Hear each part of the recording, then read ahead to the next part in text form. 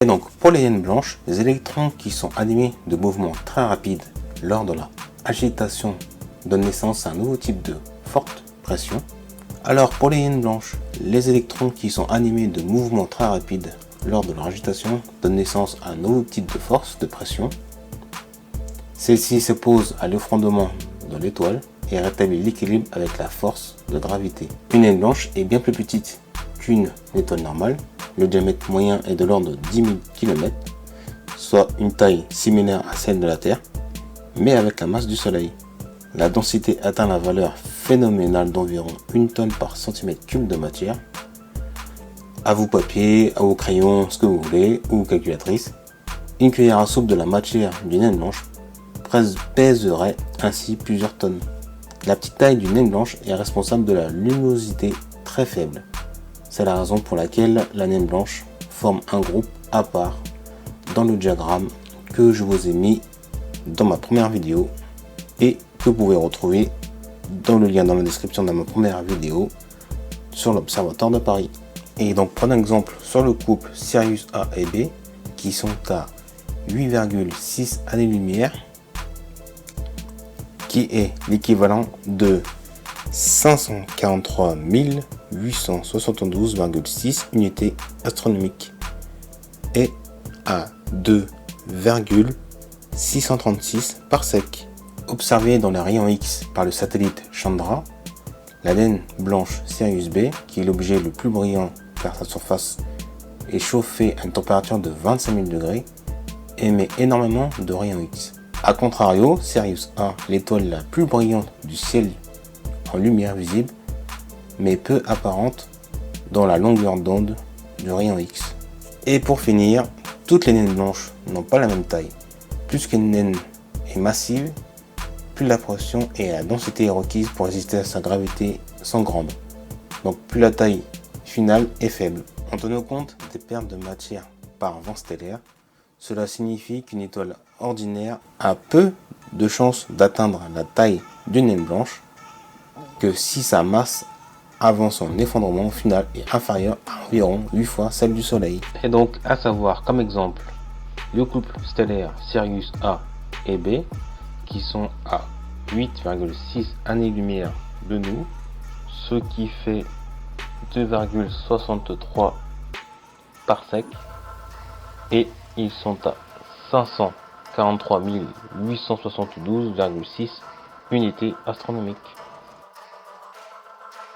Pour une étoile à neutrons, en effet, une étoile suffisamment massive avec un scénario de l'effondrement final est différent de celui qui conduit à une naine blanche. Le seuil de masse initiale de l'étoile, c'est-à-dire les pertes de matière par les vents stellaires, est estimé à une masse de 8 masses solaires. Dans ce cas, l'effondrement de l'étoile crée de l'énergie suffisamment pour que les électrons et qu'un nouveau type de réaction se produise dans lequel les électrons et les protons se combinent pour produire des neutrons.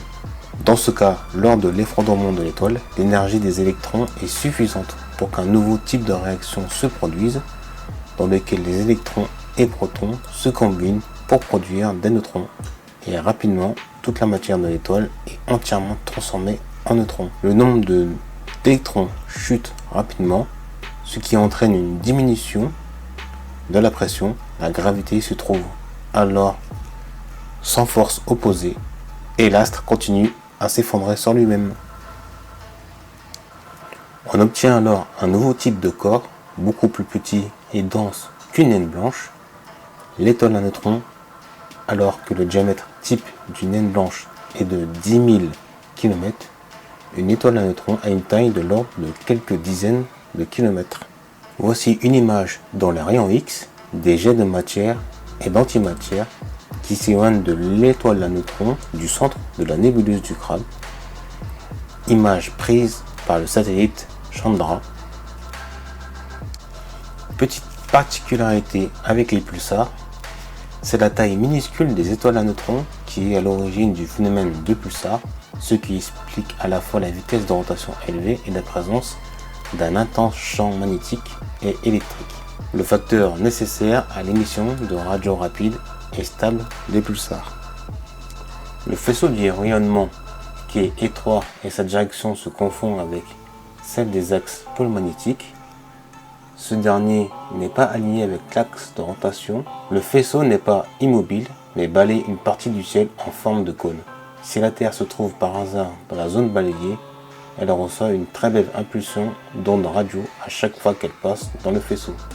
Et la Terre a très peu de chances de se trouver dans la zone balayée par un pulsar donné. De plus, les ondes radio sont atténuées et nous pouvons observer tous les objets les plus proches. Il y a probablement plusieurs centaines de millions dans toute la galaxie.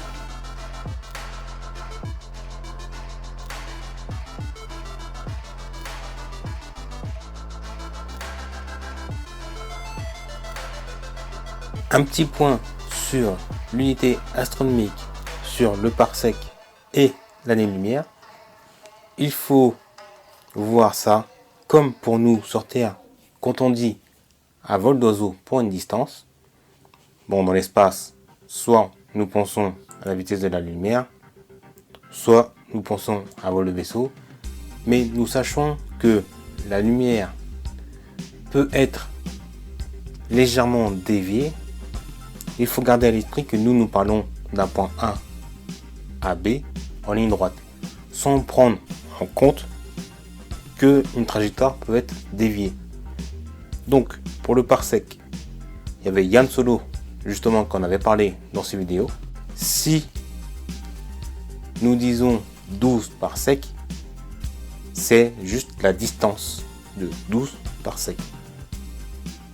Donc, vous ne pouvez pas dire j'ai fait ce parcours ou cette distance en moins de 12 parsecs.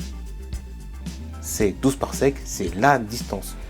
Le temps que vous mettrez à parcourir cette distance, elle peut changer, d'accord?